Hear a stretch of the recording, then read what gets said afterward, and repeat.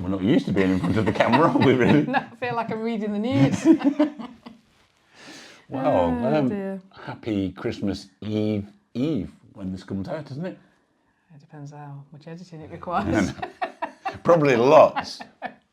Anyway, today's video is really the answers to your questions that we asked for on the previous video. And we've got quite a few. I'm quite surprised. quite a few, haven't we, really? So yeah, could be a long video. It could be, yeah. But before we crack on, I need to show you what Carol's bought me. It's not wrapped up, so... we don't normally do presents, actually. We don't normally do presents, but she's bought me this. And...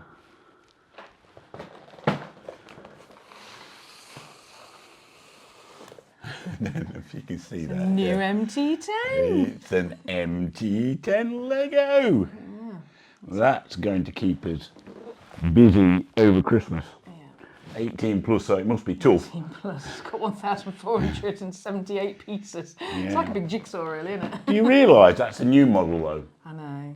I couldn't get the old model. They didn't make the old model in Lego, I don't think. No. So it's the closest I could get. Looking forward to that. Anyway.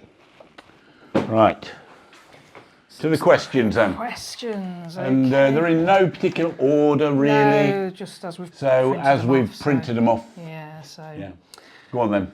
Okay, first question is from Midlife Motorcycle Diaries. We like their channel. We do like their channel, yeah. That's Brian and Sue, isn't it? Sue, yeah. We watch all their stuff. Hi, Richard and Carol. A couple of questions for you both.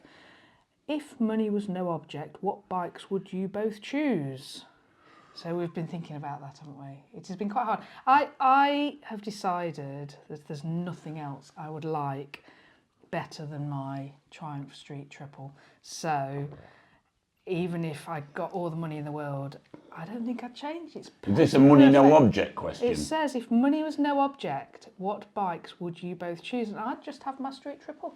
I'm very content. Well, I'd probably still hang on to my MT10 because I love it. But if money was no object, I'd probably buy the Ducati Multistrada V4. Yeah, well, you'd have to keep your MT10 as your reliable alternative when it breaks down, wouldn't you? So, yeah, but that'd be my answer, really. Yeah, because I did have a Multistrada and it suited me, but it was just... It was a bit of a nightmare, but we're going back a decade now, so... Yeah, it just spent more of the time being fixed than it was riding, wasn't it? But, yeah. But they're supposed to be better now. So I guess if you bought a new one... Yeah. I mean, they're beautiful, aren't they? Yeah. They're absolutely beautiful. And it does suit you size-wise and your power and everything. So that would be your ultimate. That's my ultimate bike, I think. Any other? Yes, second question from Midlife Motorcycle Diaries. Best place you've ever ridden in? Ooh. Yeah, well, I'll answer that first. My favourite place to ride when the weather is good is Scotland. I love Scotland. I think it's absolutely beautiful. It takes your breath away when you see the scenery up there. And the roads are lovely and flowing. And especially north of Ullapool, that road up over Carlescu Bridge and further up and up towards Dines. It's stunning, isn't it? Yeah, all down the west coast of Scotland is amazing, and that's my favourite place to ride in. However, we have ridden it in really bad weather, and then it's not so much fun. Yeah, so Scotland for you, but the weather's got to be good, and that's the only problem, isn't it? It is, yes. Yeah, I think I'd probably agree with you on that. Oh, really? Okay. Yeah, other than I do love the Picos as well. But there's loads of Spain that we've not explored yet. That is true. That is true. So there's lots of places we've not explored yet. So, yeah. But Scotland at the moment, is right up there. Our favourite place to ride is probably Scotland, yeah. And their third question is... Three? 3 questions, yes. If you could do one last bike tour, where would you go? So, again, we do have a long-term plan that if and when I ever get to retire and we have more time on our hands, we'd like to do New Zealand. So, but we need more than a week's holiday to do New Zealand. That's the ultimate, yeah. We were contemplating it for my 60th, which is quite soon. But we just can't really justify the expense at the moment, The length of time. And the you length need of off time work that we'd to do need it, to yeah. do. But New Zealand is... So if and when we finally get to retire, that will be our first motorbike trip we will do, when we can spend more than 2 or 3 weeks out there. Yeah, and we need probably a month out there, and I wouldn't mind shipping our own bikes out as well. Yeah, that was it. I mean, it's just But such a massive we've checked it out, undertaking. and it is so Massive expensive. undertaking, Massive. isn't it? We can get lots of UK and Europe Europe-based trips, holidays in, which I think we've decided to do this year. Yeah, yeah. Yeah. Okay, so thank you, Midlife Motorcycle Yep. Diaries. Second person is Mark Simpson.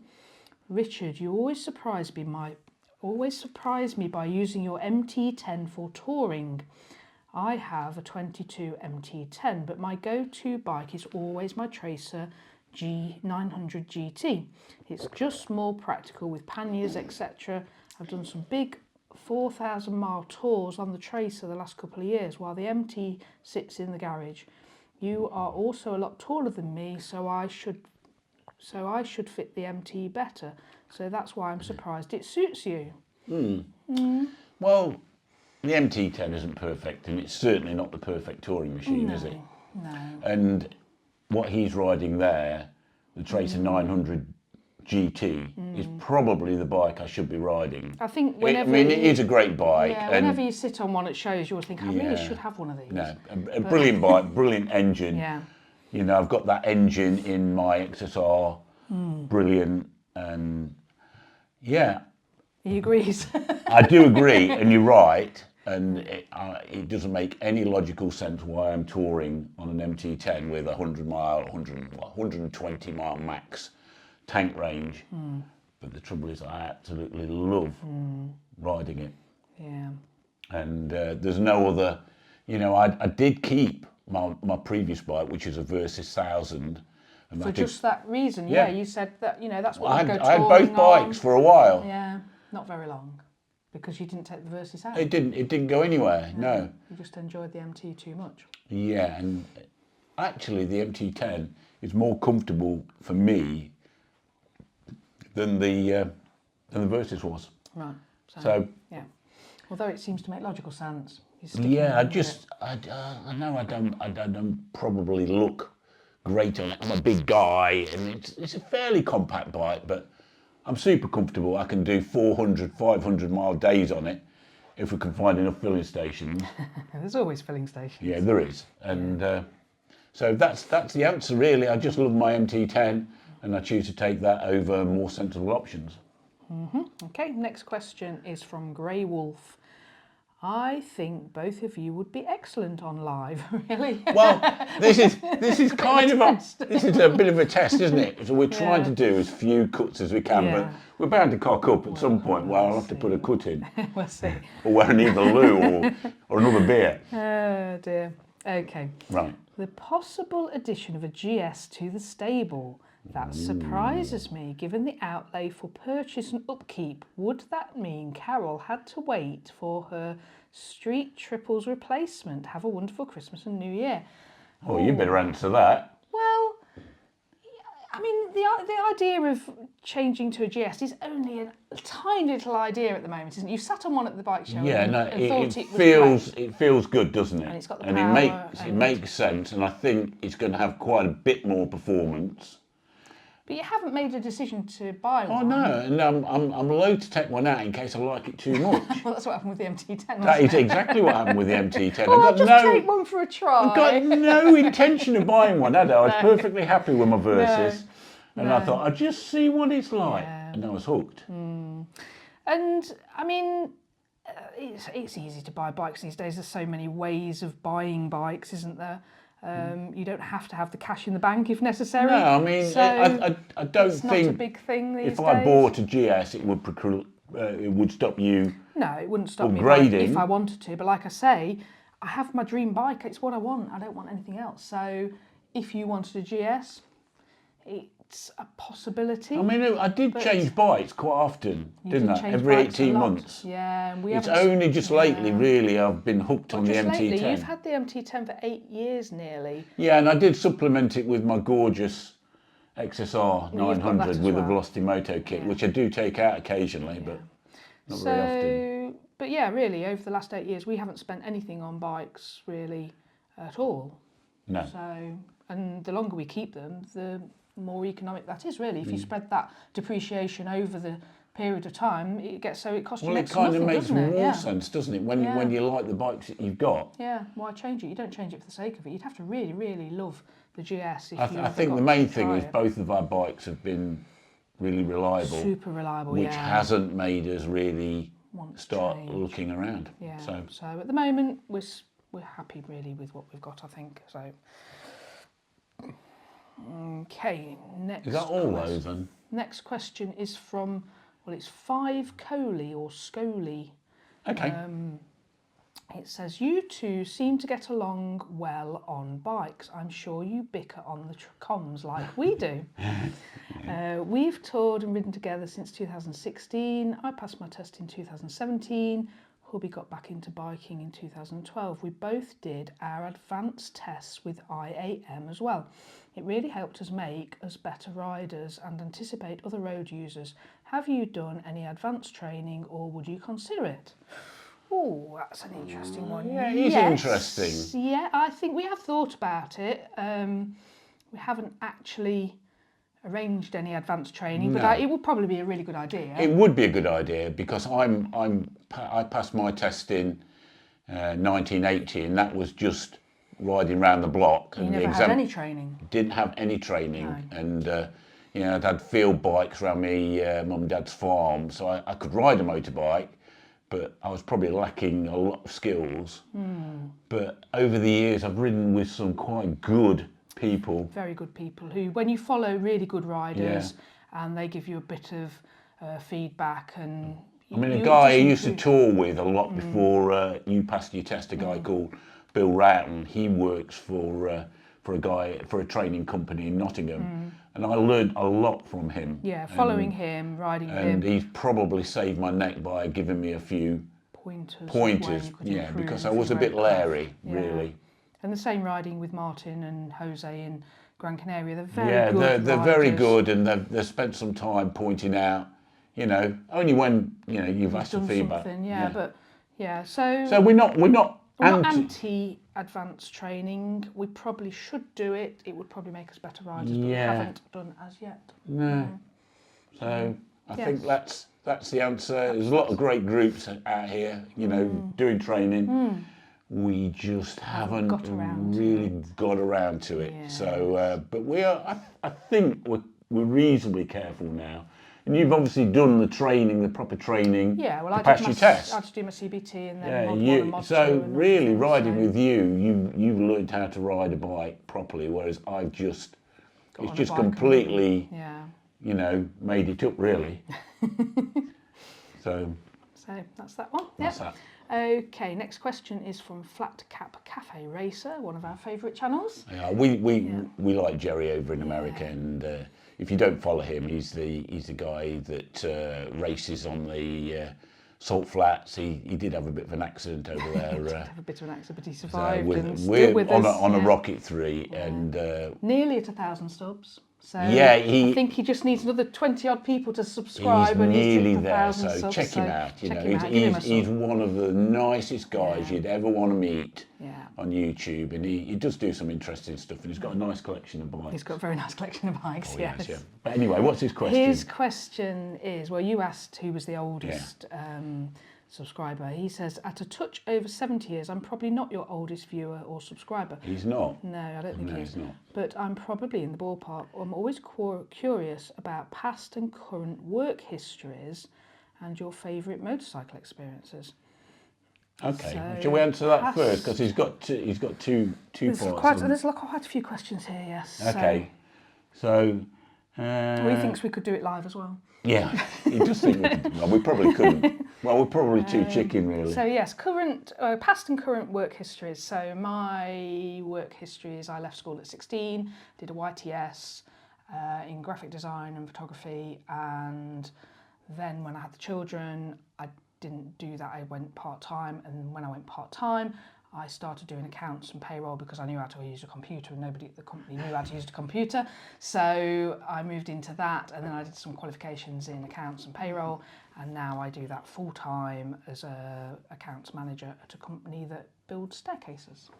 Yeah, well, I've got quite a varied history. I grew up on a farm, so I got a job as an agricultural engineer for a start. That was my first job. And then I went self-employed, fixing mobile plant, big diggers and earth movers and scrapers and that. And I did some driving for them for a while. And then that all went a bit pear-shaped, and realised then that I needed to save to pay the taxman, which I didn't do at the time. So I needed a quick job. I had a brief time working for Group 4. Oh, that's when we met. That's when we met. That's when we met. We met. I had 11 months working for Group 4 as a security guard, and I met you. You were working as a shop girl. Yeah, I was working. That was when I was on the YTS doing the photography bit. Yes. Yeah. And you were just walking pounding around, a mile, trying to kill the boredom. Kill the boredom, yes. yes. So that's how we met. So after that, I got a job as a fitter. And the fitter is my sort of background for a company called Montacon Trailers, and they produced heavy goods vehicle trailers. And if you're ever following an old Montacon trailer, I could have put the piping, wiring. Yeah, stay back. Back. Keep your distance from those trailers. All the braking systems, ABS braking systems, I used to fit them and diagnose them. And I was with that company for 17 years. I worked my way up there, and I was like the team leader for a while.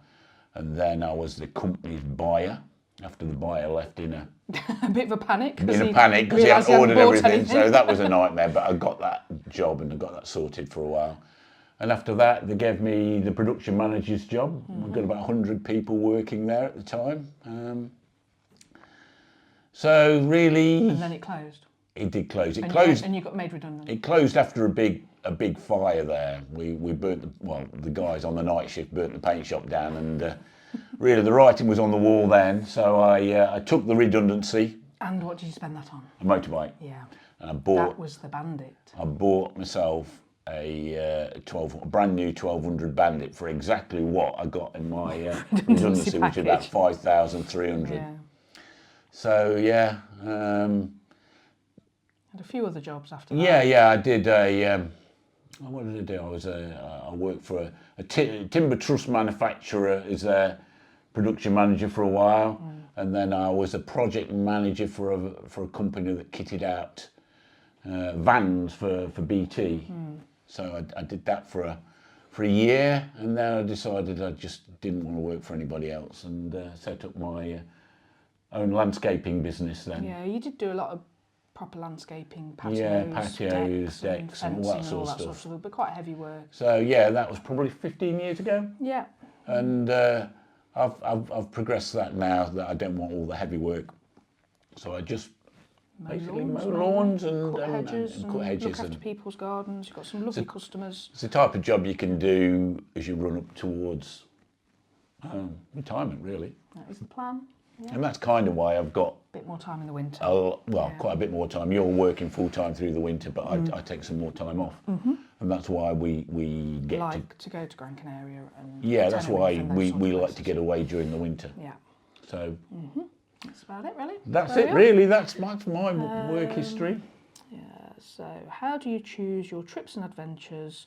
Do you both have to agree, or do you take turns making the choice?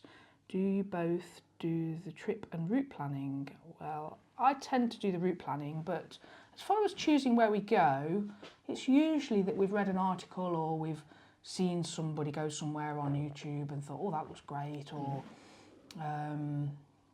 and so we'll discuss it and look at whether you can hire bikes there if you need to, or how do you get there, and how long does it take? Can we do it in a week? Because if it's a summer one, we have to do it in a week. Everything's got to be done in a week, or effectively schedule. 9 days, which is both weekends. Yeah, your schedule just restricts us to that in the summer. So I think it's a joint, isn't it? So it's joint as to where we go. We see what works, and so yeah. But then I plan the routes generally. You're the ace on Garmin Basecamp, aren't you? don't know And about you age, plot all the routes. but I like to know where we're going, and I like to know what's on the way and whether there's anything interesting to go and have a look at. And that Yeah, sort of you thing. like to know where the cafes are. Yeah. And you pretty much plan toilets. Toilet stops, very important. Well, they kind of are, aren't they? You know, it's all the little things that you're not in control of when you're on an organised tour. Yeah. You're I in like to control, and you like to know, don't you? I do. So that's how we plan. Yes. Right. Tojj29. Loved watching your videos this year, as always. A few questions. Who plans the routes for trips and what do you use? So I plan the trip. I plan the routes. We plan the trips together. I plan the routes, and we use Garmin Basecamp. But we also, I usually buy a map, an actual. Yeah, we have a paper map which we have with us as well. I'm a bit of an obsessive with maps. I love maps. And we use Google Maps as well. And we use Google Maps to find what's in the area. Say there's an interesting historical site or something you want to go and have a look at. Garmin Basecamp's not particularly user-friendly, is it? No, so I usually have a look at it on Google first and then plot that into And then we both have the sat navs on the bikes with the routes on. Which is really good actually, because you can back each other up. So if you taking a turn and you say, oh, I'm looking at the sat nav, and you're a little bit further back, or you're perhaps looking at the road signs and I'm looking at the sat nav. So between us, it's quite good having the comms to discuss that. So that works quite well.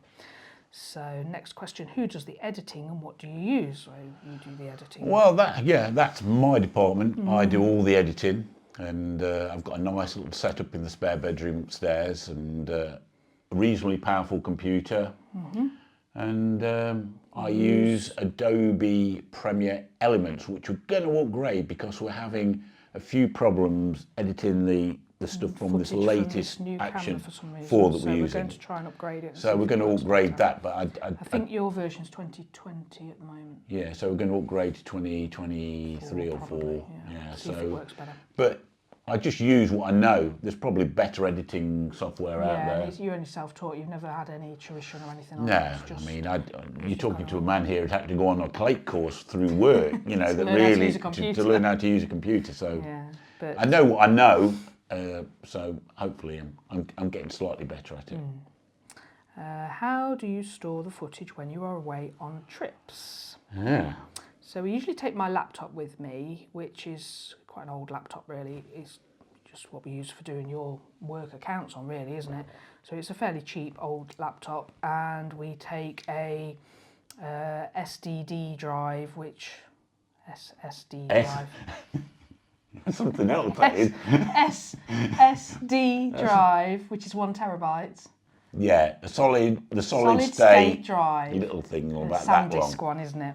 We take that with us, and it's 1 terabyte, yeah. Yeah, every night we download the footage off the SD cards onto the drive. And then you label them up in day order. File them all nicely in day order. So you've got it organised, because you like being organised, and you organise that, so it makes it easy for me when I edit it. On there. So when you get that drive back to your computer, you've got it all in nice little folders as to what. Yeah, and I can plug that. I can actually edit straight off that drive via the computer, but it's a little bit slow, but it does work. Yeah, and so that works quite neatly in that there's a file for every day, and all the footage from each of the cameras is in there. Yeah. Hope you have a very happy, safe Christmas and the new year. Yes, you too. Okay. Next question is from RRRRefuelRideRace. He always comments on stuff. That's Gregor, and he's got a nice little channel as well, which you ought to check out. He's a good guy, and he does all his YouTube in English, even though that's not his native language. Okay. So he does a great job, really, in that respect, because I couldn't do a YouTube channel in any other language. I struggle with English. Well, this is true. This is true. Yeah. Okay, I have a feeling that Richard is getting a new bike in 2024. You might be wrong, Gregor. News to me if he is. But anyway, my question is, how many cameras do you have now waiting for the new cam review? Merry Christmas to you both. Okay, well, cameras. You've got we've got the Action 4. The Action 4. We've got 2 Action 3s. Which probably, had we known the Action 4 was coming out, we wouldn't have bought one of them. No, but they're quite good for if you're in a really fantastic area and you want to capture lots of different angles. Having lots of cameras helps. Yeah. and if you've got a problem with one, you've got a backup as well. It is true. So we've got. And they all use the same batteries, which is nice. Yeah, they do. Yeah, and they've got a brilliant charging system as well. So battery we love the DJI action cameras, and Yes. I will hopefully do a review on Yeah, it. you've Once we've got sold to all the old GoPros. the GoPros have all gone gone now, Sold so them all. we're solely using those. We've got two Insta360 1X2s, Yeah, which but we're probably doing less in actual 360 because of it's just a lot of hassle editing the footage. So I think it's kind of, I don't know, it was kind of the in thing, and now it's kind of died I a think death less as far so. as you've got to really be very controlled in how you edit it to make sure the picture is. yeah, a lot of people, you fixed can and- make them It can make sick. you feel quite ill. They're spinning it round. Yeah, and, so but we like the that. cameras, they're really good, and they're great for grabbing the shot that you wouldn't be able to get normally. Yeah, yeah, The because side you might shot. see something at the side that you wouldn't otherwise get, so it's quite nice to pick up. Yeah. Yeah, So that's it. So we use two of those. Two Action 3s. Yeah, we also for some of the little sort of in cafe stuff, or when we're just having a walk in an airport or something, I've got one of the Insta Go-Tos, which is the tiny little cameras. That worked well at the water park as well.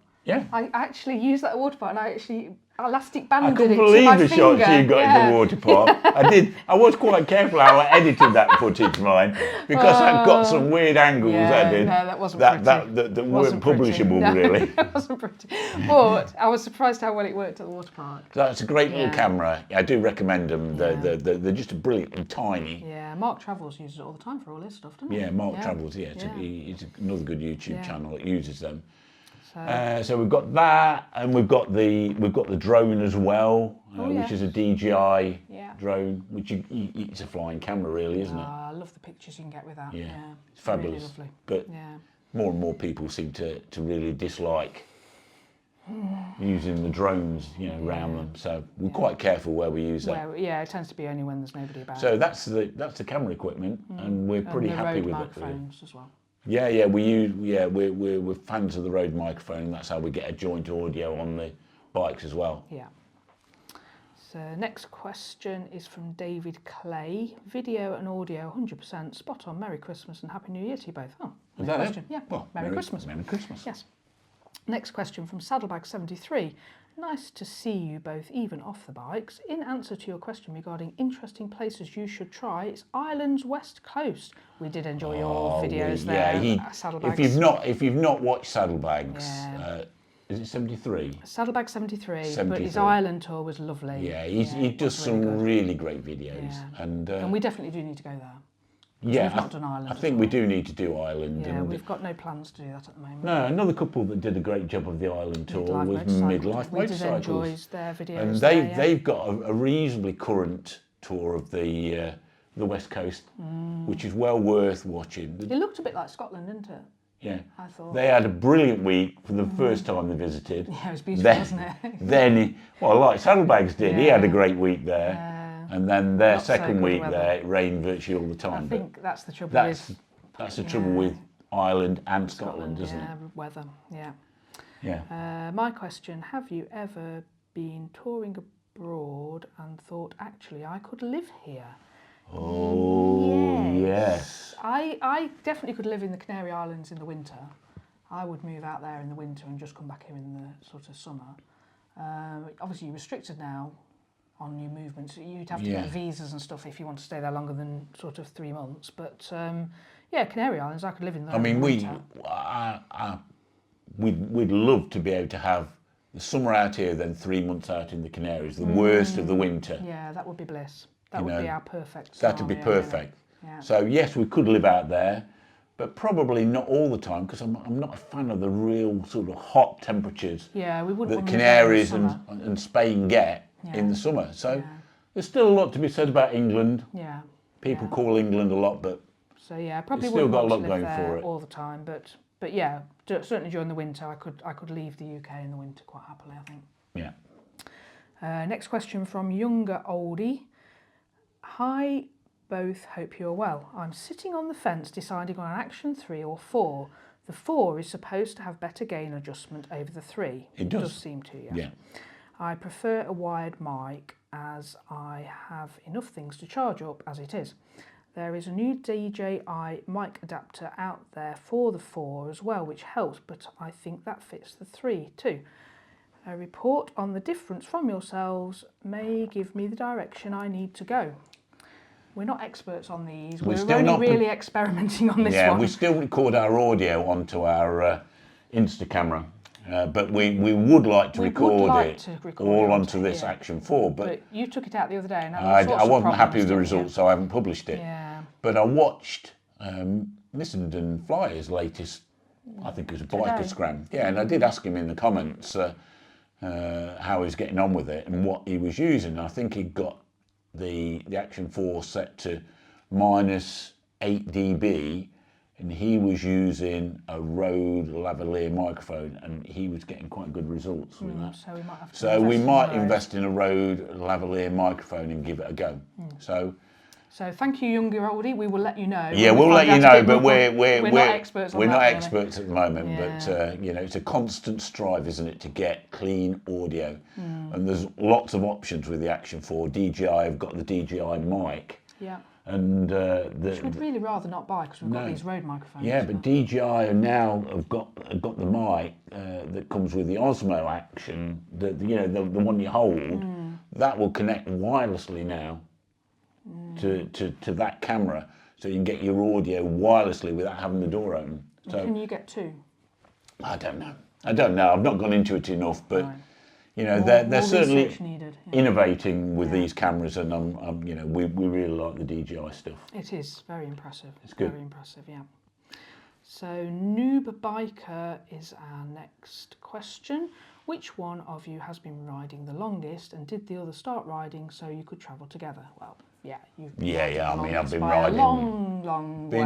Riding since 1980, and I was riding field bikes round my dad's farm, much to my mum and dad's annoyance, but I was riding them from, I can remember the hot summer of '76, tearing round all the... 76? Yeah. I was only 6. Really? Really? Yeah, I can remember riding motorbikes in 1976. Yeah, but I wasn't old enough. You'd have been 12. Yeah. Yeah, I wasn't old enough to ride them on the road until 1980. So yes, you've definitely been riding longer. I did my test in 2012 and been riding since then. Yeah, and it was done so we could travel together, wasn't it? Yeah, definitely. I think I saw you having far too much fun. I think you were actually in the Isle of Man when I decided to do my bike test, and our son, he was 17 at the time, and he wanted to do his bike test, and so we went together to do the CBT. That's our oldest lad. Our oldest lad. And I think I realised that I was missing out, and as he was 17, I'm thinking, well, what we're going to do is when the kids leave home and what we're going to do together. So it definitely it was a brilliant decision. It wasn't one push by me either, was it? No, definitely not, because I had no idea whether I'd like riding. You only decided to do it when our oldest lad asked you. To do it. Yeah, because he thought he was going to have a real backlash, like we were going to say, oh no, you're not having a motorbike, too dangerous. Oh, yeah. And rather than that, all he got was, I'm thinking about doing my bike test too. And he looked at me like, well, I was ready for all the arguments as to why it was a good idea. Well, so you both shared that KTM Duke 125, didn't you? I shared the Duke, and I went to do my CBT, and I didn't know whether I was going to enjoy it or not when I went to do the CBT, but I absolutely loved it from day one. It's been the best thing I ever did, and really, really enjoy it. I mean, I always enjoyed driving cars and that anyway, so I've always enjoyed that sort of thing. I think it's been a brilliant decision, learning to ride completely your decision. Absolutely, it wasn't. I didn't even. Well, you hadn't really thought about it. No. It's a bit of a surprise to you when we came back. I was a bit shocked when you said we're both going to do our CBT. Great decision. It's been good. And he also says, what bike would you buy if money was no object? But we've already covered that. I've already covered that. Probably the Multistrada V4. Yeah. Money no object bike. Yeah. So thank you, NooBiker. Yeah, he's got a good channel as well. Very close to 1,000. He's close to 1,000, so give him a sub. Give him a look and give him a sub maybe. Try and get it to 1,000, because if you don't have a YouTube channel, the 1,000 subs is like the milestone. The milestone for a lot of YouTubers, and it is quite difficult to get to it. So there's lots of competition out there at the moment. Yeah, there is. Okay. Thank you, Noob. Next question is from Andy Allen.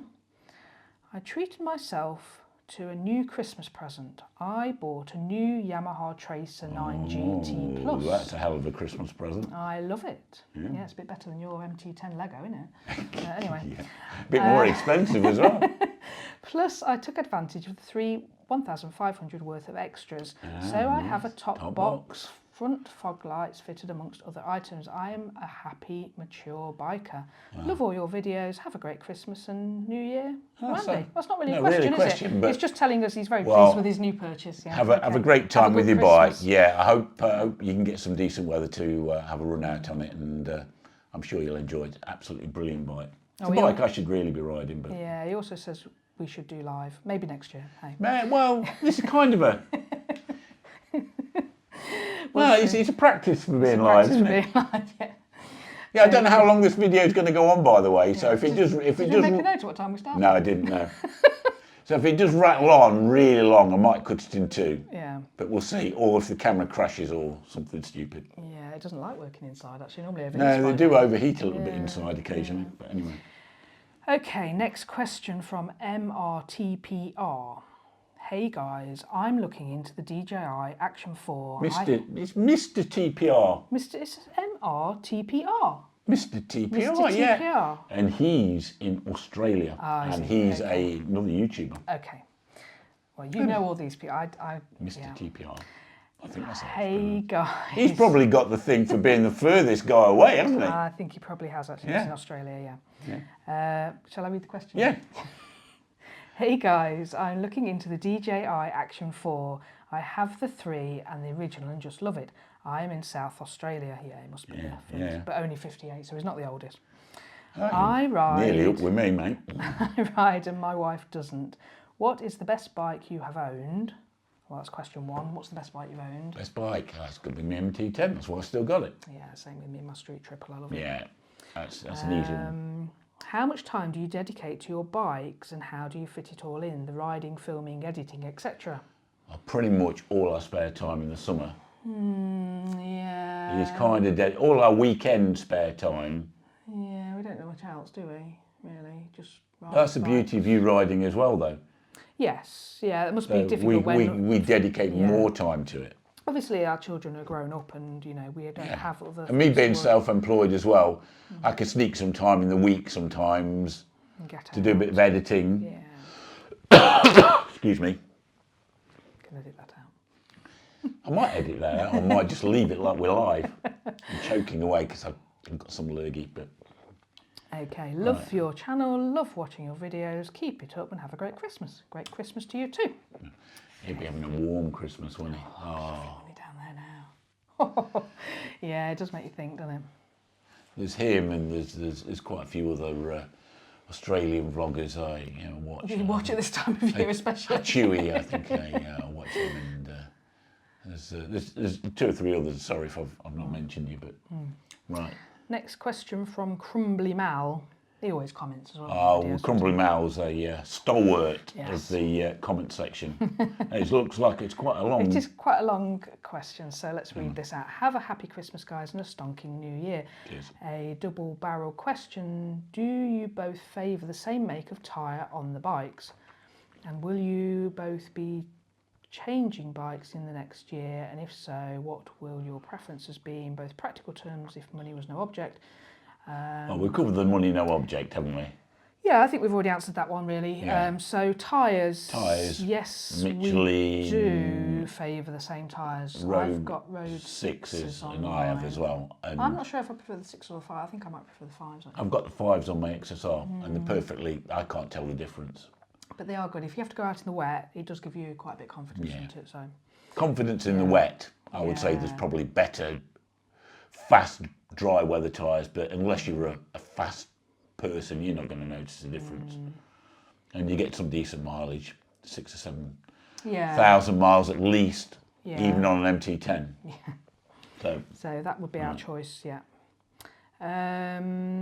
So also, would either of you be tempted to buy a true classic for these sunny summer days? Run to your local cafe. Looking below, I'm not the oldest, but close. He hasn't said how old he is. Okay, Okay, so would you consider buying a true classic? You kind I've of, quite fancied the idea, but then I wonder whether I've got the span ring skills to keep a real old classic on the road. I do like just fuel injection. You go into the garage after parking them up for like 2 or 3 months, boom, start straight up and no hassle. I certainly wouldn't be able to look after a classic bike. I have no I mean, mechanical knowledge I whatsoever. mean, I so- really fancied an RD 350 LC Yeah, and two-stroke. you did look at them. And we went round and I even before tried you- one, didn't I? Before you bought the Before I bought the XSR, you yeah. did look, and That'd be kind of the one I'd look at, but trouble is, once I got it, I don't know whether I'd use it. I'd be more worried about it depreciating and damaging it and needing a rebuild at 15,000 miles. yeah, so probably not. Probably gone not. off that idea now. Yeah. Do you think sorry, what's that? You don't need to answer this, of course, but do you think the problem with getting younger folk into biking is due to the long, convoluted way things are for tests these days, and obviously the costs involved, i.e. test insurance premiums, and afterwards need the cost of the bikes, gear, so many things. When you think about it, oops, gone on a bit. Oh, of course, Ciao. it is so difficult for the youngsters to get into I mean, biking. I think some of the lads where I work in a joinery and manufacturing company, and they use their bikes to commute, and that's a cheap form of transport then. Yeah. But if you've got a car and a bike, for a young person it's quite difficult to run both and insure both and tax both and all the rest of it. So yeah, I think unless it's your only really form of transport, it's probably not accessible to most youngsters. No, it's insurance and the cost of getting through your test. Yeah, it's I hard. mean, it was just so easy when I did mine. I feel for the youngsters now. It's really convoluted, The isn't test it? is super complicated. Yeah. And if you're, I mean, our eldest lad, when he did his test, he was the last of the people at 17 that could get a full licence. Yeah. You know, straight by doing the He test. still had to have it restricted for 2 years though, didn't he? He had it restricted, but he didn't need to take another test. Yeah, he's still got his full licence, yeah. Yeah, he had the Multistrada 620, Yes. didn't he? He did. And he had that restricted for a couple of years. Then he had an unrestricted Suzuki Bandit 600. Yeah.